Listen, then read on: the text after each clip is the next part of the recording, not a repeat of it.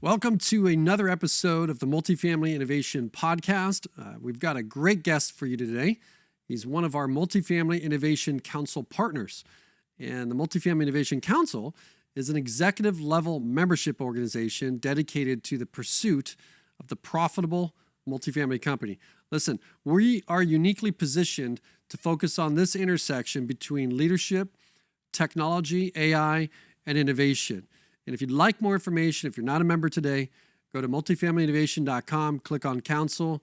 You can get all the information you need to become a member. And if you're not yet registered for our annual event, this is the Multifamily Innovation and AI Summit, do that today. Do that right now.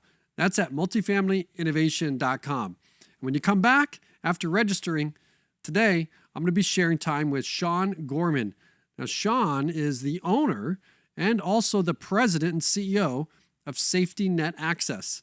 Sean has built his company from a two-person startup into one of the most respected companies in the high-speed internet field today. Safety Net Access is considered an industry leader for its relentless commitment to customer service and its ability to stay on the very forefront of technological innovation in our industry. All right, Sean, welcome in. Thanks for having me. Yeah. So tell me how Amicus came about. Tell me about that. Amicus is a division of our mother company, Safety Net Access. So Safety Net Access has been around. I started Safety Net Access back in, I think we were incorporated in 2001. We actually probably started a little bit prior to that, maybe in 1999. And basically what Safety Net Access does is we design networks for the hospitality industry. So we're one of the major players in the hospitality industry. So we are approved by more brands than anybody else in the world. So we're the top provider for Hilton hotels. I think we're number 2 for Marriott hotels. So how Amicus sort of came from that was we had decided to take the knowledge that we have in hospitality and put it outside. So that touches on everything you can imagine. Anything outside of hospitality, that's what we do. So it could include airports.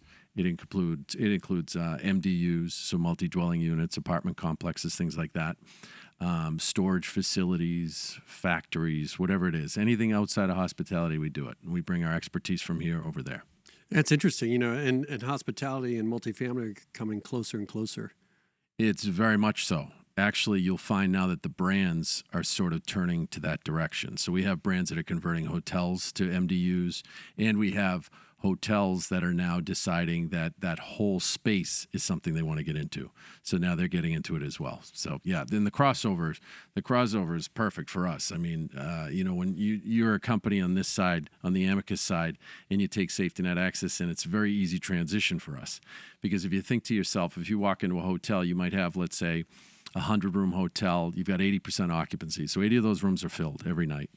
You might have just one room that has a family of 5. And each of those family of 5 might have 2 devices each. So they're going to have 10 total devices. And we've got to support that one room that night. The next night, it's a new group in 80 rooms. And we've got to answer those phone calls in a very, very quick time because the hotels hold us to a very high standard. Sure. So now all of a sudden you say, all right, let's transition over to an apartment building. Well, you've got, even if it's a 100-room apartment building, you've got people in there. You set them up once. They're pretty good to go for the remainder of the time. They may call now and then.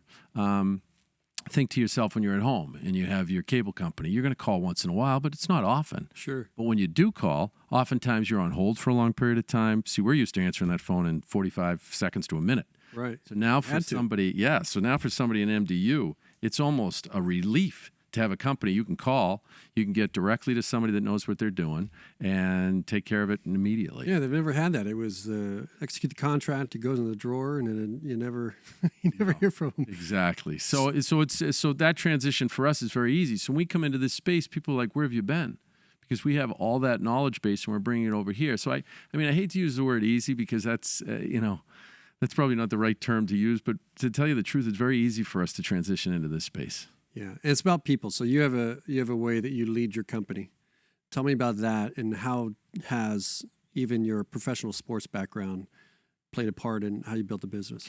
Well, there's probably two different dimensions to that. So the professional sports guy was completely different than the guy now. So there's two different sides of that guy. But what you got out of the professional sports guy was you've got competition, you hate to lose, you always want to be number one. That transitions perfectly over to any kind of a business. So that helped a lot. I think the other part of my business, which I sort of set my hat on more than anything else, is the integrity piece of it. So, and I learned that from my parents. My dad was a stickler for integrity first in everything we do, and that's where our tagline comes from. So if you look at any of our marketing material, our cards, our website, you'll see integrity first. So for years, people were like, you got to have a tagline. You got to do this. You got to do that. Are you a technology company? Come up with some tagline. But you know what? I figured if we went with integrity first and we led that way, no matter what we do, we're going to do the right way. So if you take, for instance, when people come into my company and they want to apply for a job, one of the key things I ask them is, how do you handle it when customers call and they're complaining and what they're doing? And they always get a little nervous and edgy when I'm asking them that. How do I answer it, right? Right. But my point always to them is, you got to pretend like every customer you have is your mother's. So your mother's calling and she's asking you, listen, I've got a problem with this thing. What do I do? If your mother calls, number one, you're going to answer the phone. You're going to give her the best advice you can possibly give her. It's just the way you're going to do it. And if you've got equipment in your mother's house or your mother's building and she's asking you, what do I do with this equipment? We're going to look at it and say, all right, Mom, you know what? You probably don't have to replace that. You got to replace these 2 or 3 things, but you don't have to replace that. Well, that blows everything out of you. You go to any MBA school or whatever, they're going to talk about, or you talk to these PE firms, they're going to talk about, what kind of money are you making? What are you doing? Well, that's not how I do it. I do it to try to build the best possible product I can for somebody, do it the right way so that when I go home at night, I can sleep and all my employees can sleep at night. So if you lead with integrity first, I think you're going to do right by the customer every single time, no matter what. So you can't go wrong. Yeah. And so, this differentiation that you're providing, bring it to multifamily, coming from the pressure of hospitality, the business model of it, and the opportunity that as you mentioned, what did you say? Where have you guys been? Right. Is this what you're hearing from the market? And what I'd love to know from that is, is it people that is making the difference here? Because you also build technology teams as well. Yeah, I think we talk about this a lot when we're even in the hotel business. When people are saying, what differentiates you? Everybody's looking for what's the big differentiator. And a lot of people can build a network.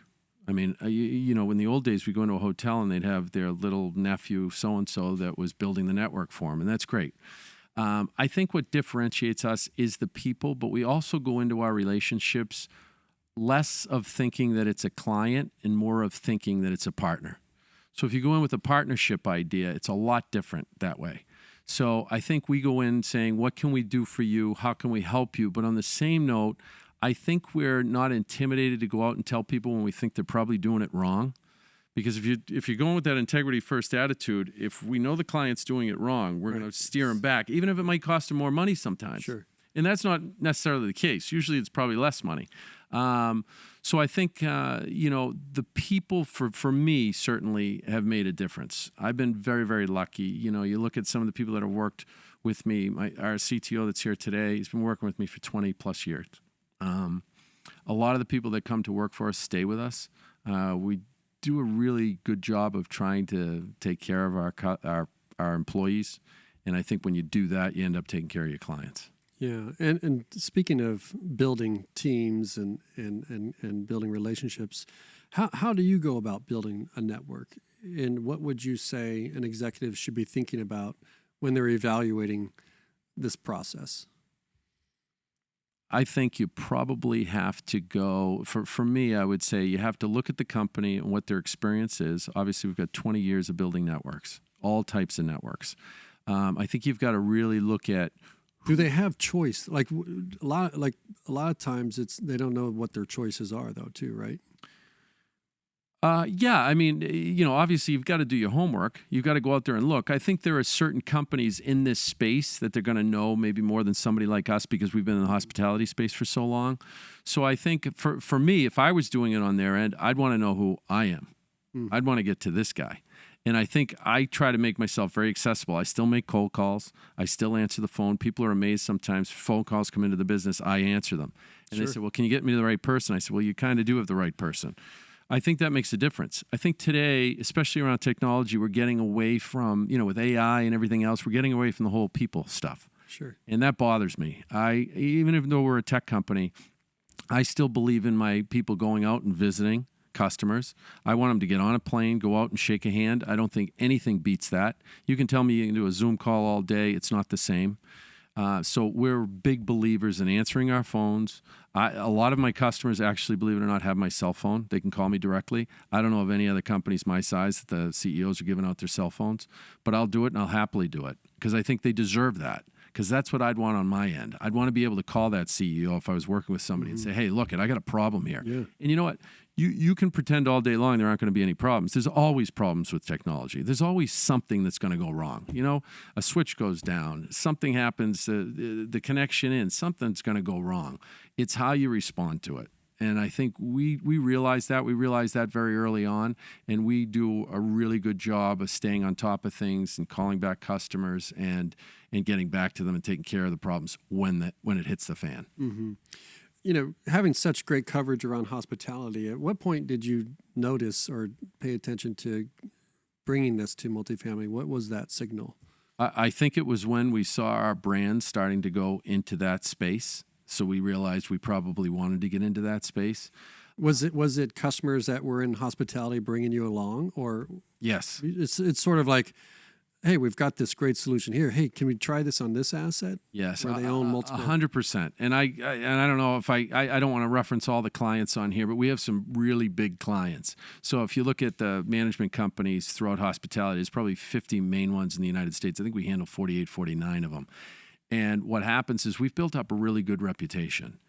And I think when these guys started to sort of expand outside of that, it could include restaurants. We've done military bases.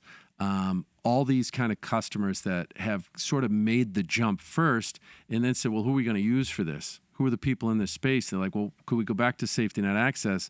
Could we talk to them because we trust them? We already know who they are. We know what we're getting. Can we bring them with us? So, yeah, absolutely, that was the transition.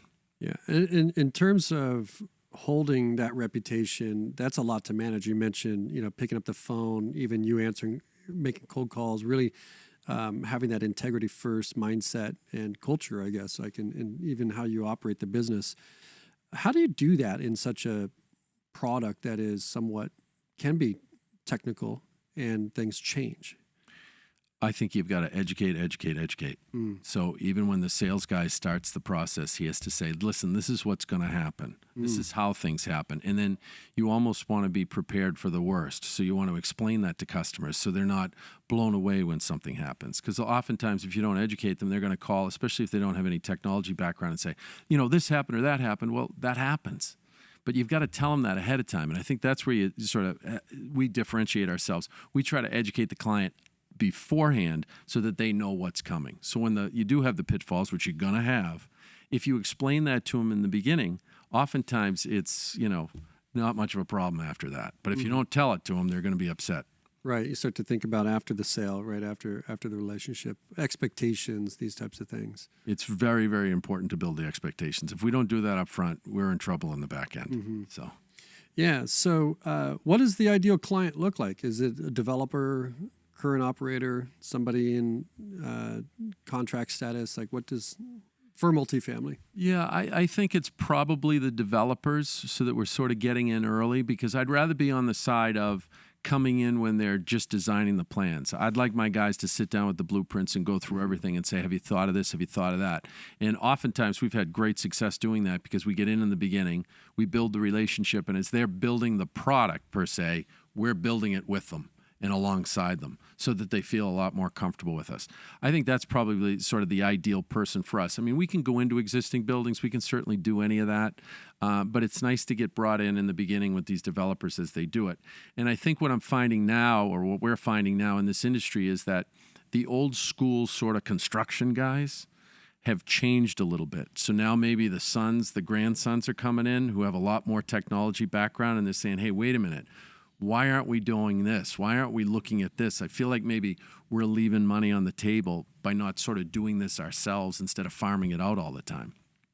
I think in the past, a lot of times they said the cable company will come in, just let them do it. I don't want to have anything to do with it. And I think when we come in and we say, well, we'll do that piece for you as you, they get a little nervous because they're like, well, I don't want to have anything to do with it. But what's nice about it is we sort of give them the credit as bringing it in, but we take care of it all. So they have, it's still hands off for them, but they're just getting to participate in it, whereas before they probably didn't. Yeah. Take me through some of those value engineering moments in those development meetings. Like what are we looking at differently that maybe is status quo or routine in the process of bringing this type of service in? Well, I think the big thing that I run into is some of the old school guys that don't want to touch technology at all. So our biggest challenge is to sort of get through that and let them understand what this is about. I think sometimes when you don't understand technology or you haven't been around it, it's a little scary. Sure. You know, sometimes it's just turn the computer off and turn it back on. Right. You just rebooted it. You're good to go, you know? But they're thinking, oh my gosh, my computer's not working. I got the blue screen of death. I can't do this. Right. So I think there's a lot of that in there with some of these old school people. I think that's the biggest challenge we run into. And the other challenge, which I mentioned before, is that they think, well, I don't want to be in the business of doing this. I'm a construction person. I don't want to get into the business of technology. When you're telling me, yeah, I can have it, I really don't want it. So we have to sort of overcome that too. That's our biggest challenge too, because as we do these things, we've got to tell them, listen, this isn't going to be on you. It's going to be on us. Here's our help desk. We've got hundreds of people that sit in a help desk that are intelligent people that know what they're doing. They're all technology people. So we're answering that a lot of times on the first call. Whereas if you know, when sometimes you're calling some of these help desks, you have trouble understanding them. They're really going through a list. They're just kind of poo-pooing you until they can get you to somebody else, and then you have to be transferred 2 or 3 times before you get an answer. How would you, and this will be fun, I enjoy this, explain it to a 5th grader what the product is? Explain it to a 5th grader. That's probably pretty easy for me. Because I'm not a technology guy. So I'm probably more of a sales guy than anything else. What we do is very similar to what we do in a hotel. We go in and we build sort of inside the hotel, we build the backbone. So we build the network. So it's kind of like plumbing, except it's bringing the internet and everything else to the rooms. So think of the cable company bringing the network sort of into the building. We take it from the building inward, and that's what we manage. So if you were in some of the problems you'll have oftentimes is when people can sort of willy-nilly decide, oh, I've got a cable company in my place. I'm going to put a Wi-Fi router in, and then the next guy puts a Wi-Fi router in, and you've got all these apartments with Wi-Fi routers. Now you got a lot of stuff going back and forth there. They're all competing for the same stuff. There's a lot of confusion. There's overlap. What we'll do is we'll go in and we'll build those Wi-Fi networks for a particular customer, and it's his own, basically, secure network. So now when he leaves that room and maybe goes to the gym or goes to the pool, he's still connected to his network, nobody else's network. And you don't have all that sort of traffic going on and confusion and a lot of loud noise going on because we've sort of sectioned it off for each individual unit, which is nice. I mean, it really does make a big difference.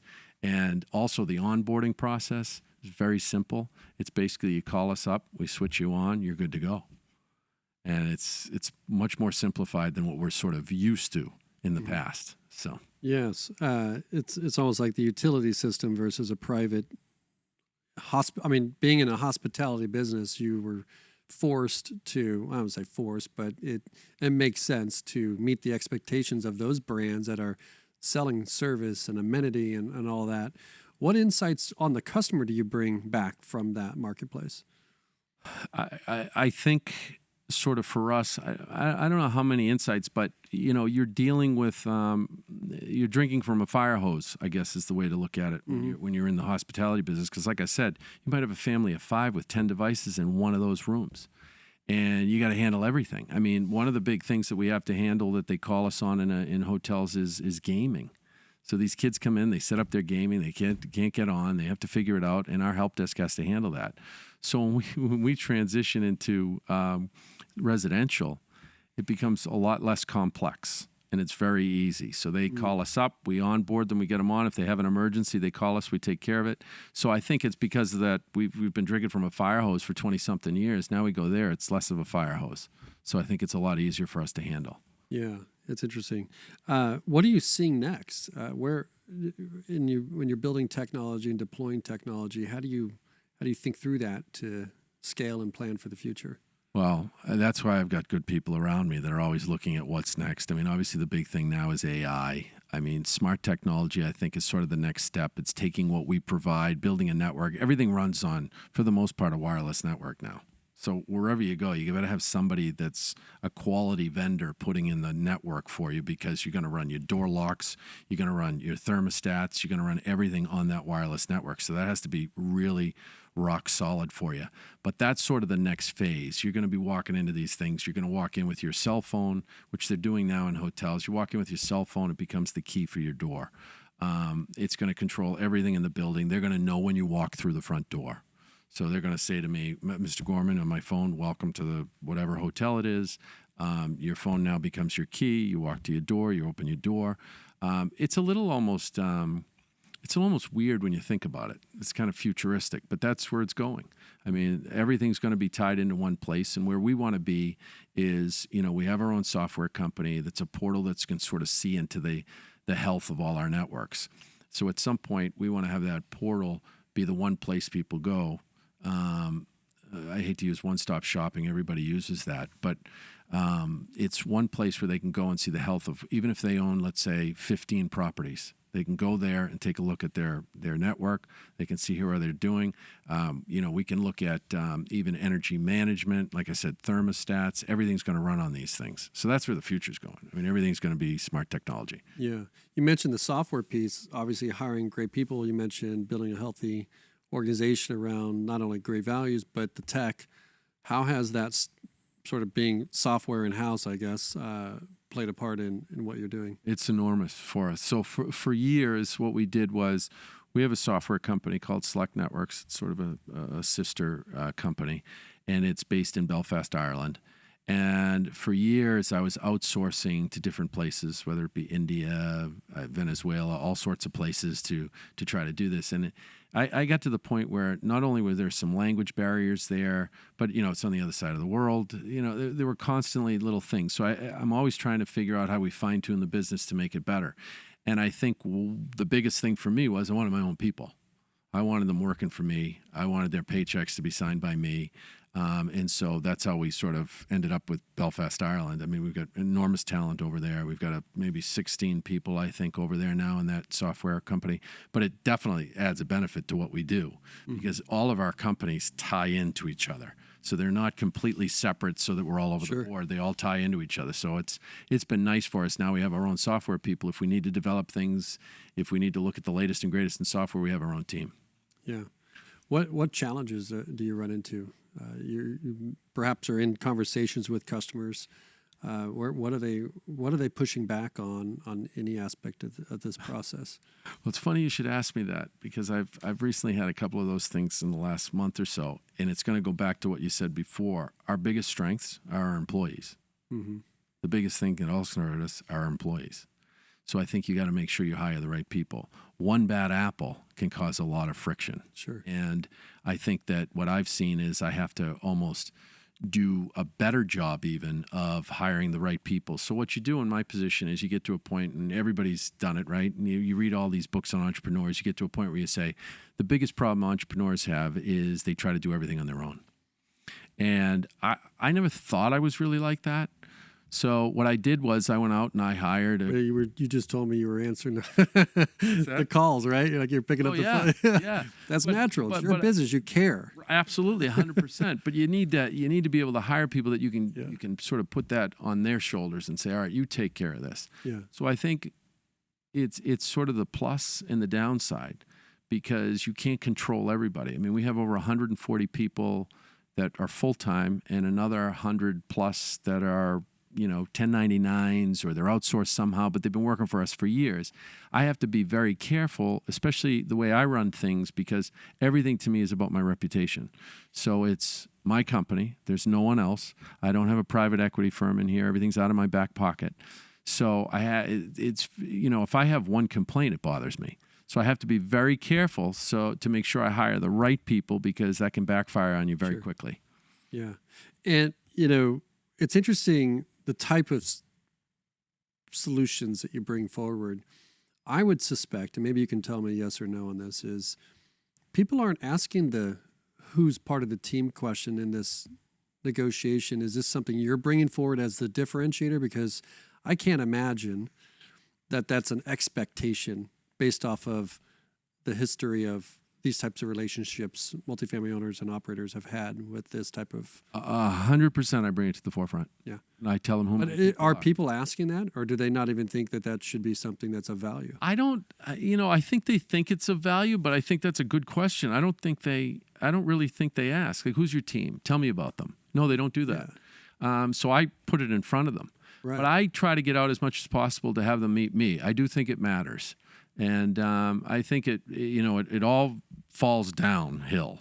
So I think sort of the guy running the show has to be the guy that's promoting, the integrity first above everybody else, and he needs to be promoting that all the time. I think it's important for them to meet me, and sometimes I think that happens. That's why I fly around and I meet with people. My guys will bring me in. Yeah. But, strangely enough, that question, no, I don't think a lot of them do say, hey, what kind of people do you have? What do they like? Yeah. I think it's just technology. They don't even want to touch it. Hopefully you got a lot of techies there that can handle this for me. Right. And I think before you could probably put something in and set it, the pace of innovation, the pace of change. You mentioned this different technologies from door locks and different things that innovate. Too fast now. It's key as it's ever been. Well, we look at a lot of times when we tell people they need to upgrade their network, they'll come back and say, how? I just did that. And we'll say to them, well, let me ask you something. In the last few years, how many iPhones have you owned? Yeah. That's the problem, that everything else continues to change. And that's the hardware piece. You have to stay up. Not the software piece that comes through it. So you have to stay up with the times. And if not, you sort of get a little lost there. And whether good, bad, or indifferent, it's changing all the time. So. Right. I'm curious of the due diligence questions they're asking you in these meetings. Obviously, you're sharing time with people in terms of the Wi-Fi managed network. Like, how are they looking through creating that experience for customers? People certainly in the hotels, they want to make the experience like it is at home. That's what they're trying to do. They're trying to basically make it exactly like walk in, it's on. Everything works just like I got it at home. So it's pretty easy at home. We set it up. It's good to go. Even when they come into something new, they want to be able to do the same thing. They want that same experience. So we're trying to make it the best possible experience we can, and we got to make it easy. So we got to take something that's seemingly complicated and making it, I hate to say it, but idiot-proof. Like you said earlier, fifth grade education. And you should be able to explain it that way. If you can't, then you probably shouldn't be selling the product. Yeah. Yeah, it's interesting. And how do you see the common areas and the private areas? I guess it's similar to hospitality. I mean, you have the same. You just have more pressure on the turn because it's the same thing. If by common areas you mean like a lobby or your clubhouses and your pool areas. And so for the residential, it's going to follow you in the hotels. It's more or less they usually put you on like a lobby.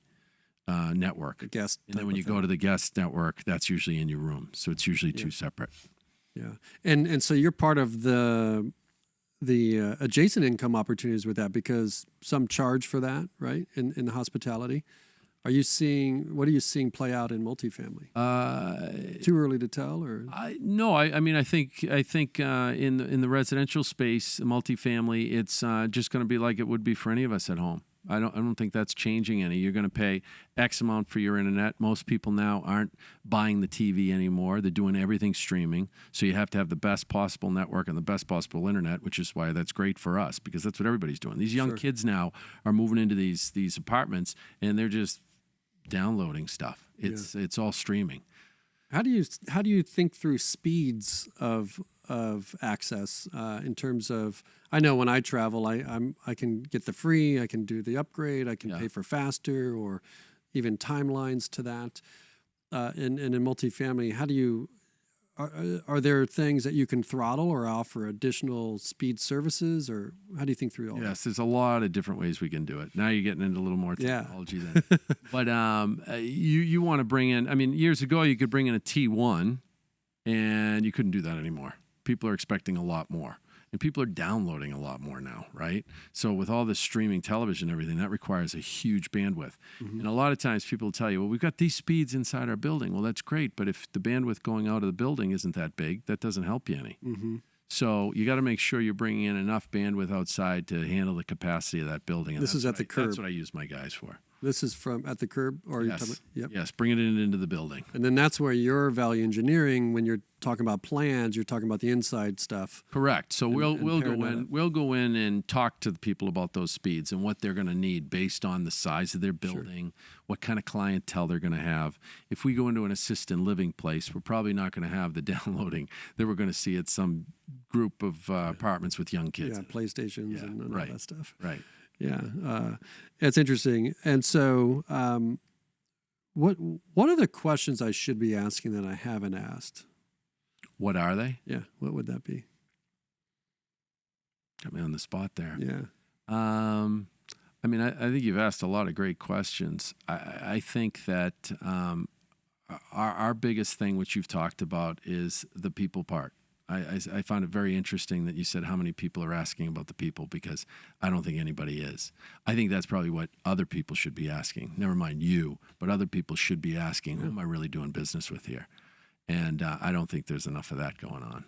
Yeah, it's very true. And that was a real political answer to that, wasn't it? Because I think answer your question. I think it's good. I think what I'm thinking through with that is, based on the expectation of this type of service, it wouldn't be a question you think you would have even control over asking, like, because it's in and out, right? And you're left to. The hotel business is unique in that it's a white glove industry, and we talk about that a lot with what we do.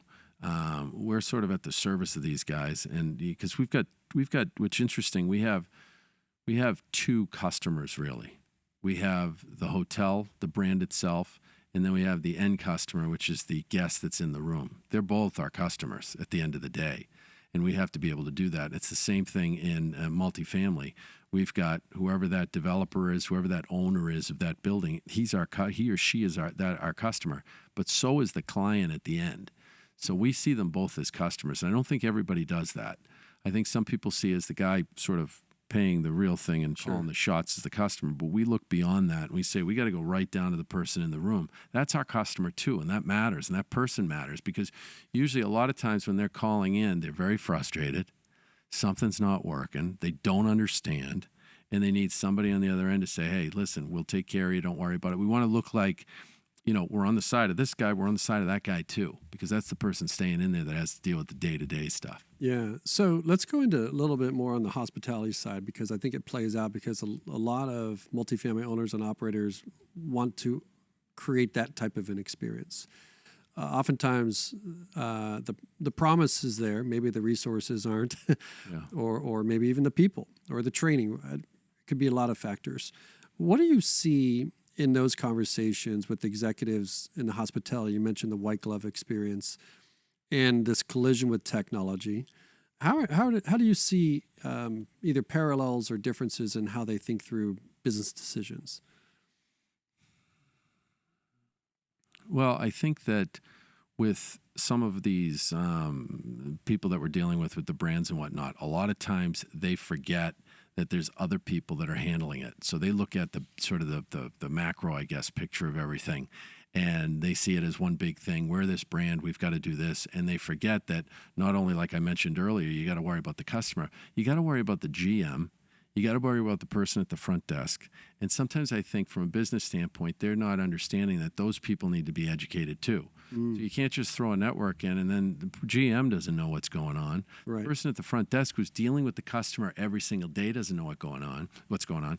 So what we try to do is we try to even go beyond that and not just sell it to them, but sell it to the GM, sell it to the people behind the front desk, and explain to them the process becomes so much easier if you guys understand exactly what's going on here, because that can be a problem sometimes. And even if it's as simple as some business owners, some brands don't want the number in the room.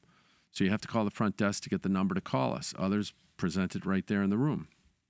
That creates other issues. Sure. You might have a problem with the lights, anything else. They just call the number. And who's the number? We're the number. Right. So that's part of the reason we're as well prepared as we are, because over the years, because I've always told my guys, just answer the questions. I don't like to get into this pointing fingers. So if they would call on the TVs, we'd answer it. If they'd call on the the circuit coming into the building, we'd answer it. We'd take care of it. They called the door locks, we'd find the door lock company, we'd answer it. So now when you look at that, we've had such good training that, we were right in the firefight the whole time. So now when we get out of this, we've got a knowledge base beyond what anybody else has because they've all been calling us. Even though they're not supposed to be calling us, they call us. So yeah, it goes back to your point on education. And I like how you mentioned, the general manager, the front desk. I mean, it's the same situation on apartments. Yep. Right? You have the portfolio managers, you have the executives, there's the people doing the math. How does this play out? And then those that are looking for what's happening next. Speaking of what's happening next, what do you think is next for what you're working on? Well, we're expanding all the time. I mean, our company is very interesting. We have our software company, Select Networx. We have our S&A EP, which is our event productions company. And we have Amicus. And Amicus, by the way, in Latin, is trusted friend. So that's why we ended up going with that name. So what's next for us is to take these divisions and these different companies and make them as successful as they can be in their space. And sort of that's what we're trying to do right now. I think with Amicus, we're developing and learning every day with how we want to do this because now that we're sort of outside of hospitality, we're getting calls from all sorts of different people. I told you earlier we did military bases. It's very interesting because everybody needs a network. Everybody needs it. Somebody's got to monitor it and maintain it. A lot of times they'll go to companies and they do deals where they get, great hardware. The hardware is brought in. They might have one IT guy, but the IT guy's like, I really can't manage this. Mm-hmm. That's where we come into play. And I think, again, one of the things that makes this a little bit different is we go into a lot of IT guys and say, because I think there's a fear there sometimes that we're going to try to take their job. And that's the last thing I want to do. So I'll try to go in there and say to them, listen, my job is to make you look good. I can be in the background. The people don't have to know about me. You can take all the credit, but we'll help you. That's really helped us in our business to grow our business because we work with consultants, we work with IT guys, and we're on their side. Mm-hmm. Whereas I think sometimes there's that tendency to think these guys are going to take my job. I'm going to be out of a job if I bring these guys in. And that's not the case. We still like somebody there that can take all the credit. We'll sit in the background. We're just happy doing that. Yeah. We're coming up on our bonus round now. We're coming up on the end of our time together, but I'd love to explore some additional stuff if you're open to it. Sure. I'd love to know, like you mentioned the software company, the events, obviously the platform, bringing all, it sounds like you're the more control, even in multifamily, I mean, you can own and operate, you have a little bit more control. They don't necessarily go after it because there's money to be made in management. Mm-hmm. It's that you can create the experience or control the experience and fix things when they break, those types of things. Is that played out in these different business units that sort of come together in an ecosystem? Is that your business in the different model? ones? Yeah. 100%. That each one sort of plays into the other one. I mean, when you look Which gives you advantage and leverage over the experience of the other, right? Absolutely. Okay. So, when we got into the event production space, the only reason I got into that was because I was servicing them all the time. Sure. So I'd get calls from other companies that were doing events planning. They need the networking company. So I said, well, we can get into that. And I mean, we've got networks in all 50 states. We've got over, I think, 4,000 plus hotels that we manage. Sure. A lot of these have spaces where they do events. So that was an easy tie-in for us. Mm-hmm.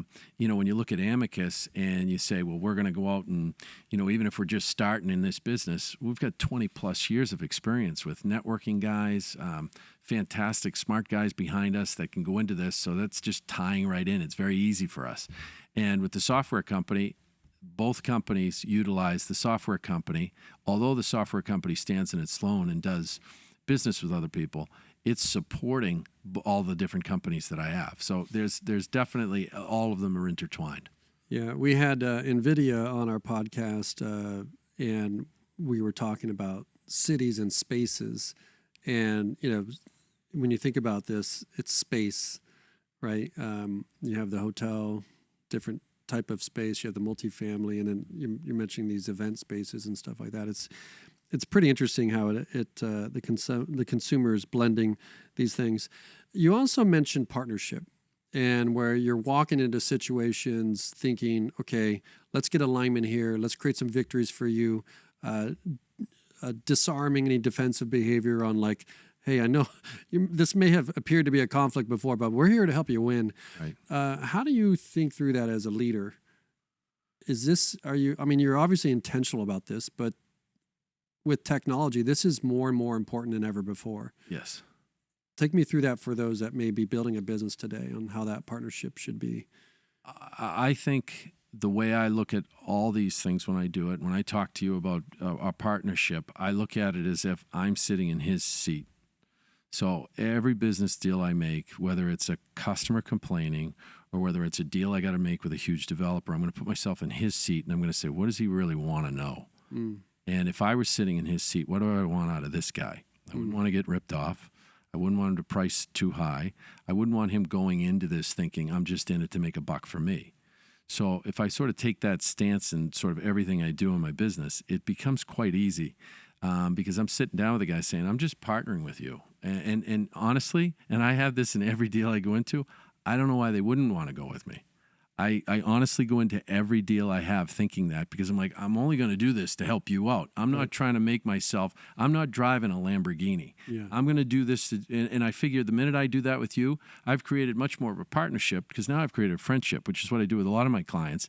And they're going to use me for the next one and the next one and the next one. And that I've seen that play out over and over and over again. So I think the key for me is I put myself in his shoes, and that's the way I try to view the sale. Do you think that has to do with the ability that, I mean, you've bootstrapped, I should say, maybe a company where you have control over the outcome and these types of decisions? Does that gives you an advantage? Yeah, 100%. I mean, I will tell you, nothing was ever given to me. I'm a scrappy guy, and I think by nature I'm like that. So that definitely plays into everything I do. Is that like the hockey stuff? There's probably a little hockey stuff in that. Yeah, little, sure. Getting better every day type of. Yeah, no, absolutely. But I think too, you know, and not kidding here, I think with the hockey piece, I don't think I went as far as I could have or I really wanted to. And that always bothered me. Yeah. You know, I don't think I put enough time in or effort in sometimes when I think back on it. And so in my business, I said to myself, I'm not going to do that. Yeah. I'm going to go for it. I'm going to go for it in everything I do. And but I won't do it at the expense of my employees. I won't do it at the expense of my customers. So I'll do it the right way. I don't believe in nice guy, you know, finishes last. Sure. I figure he can finish first all the time. Yeah. Well, winning feels good. Absolutely. Yeah. And I think people want to be on winning teams as well. And they want to be serviced by a winner. And going back to hockey and coaching, leading and following, being coached and being coachable is important too, right?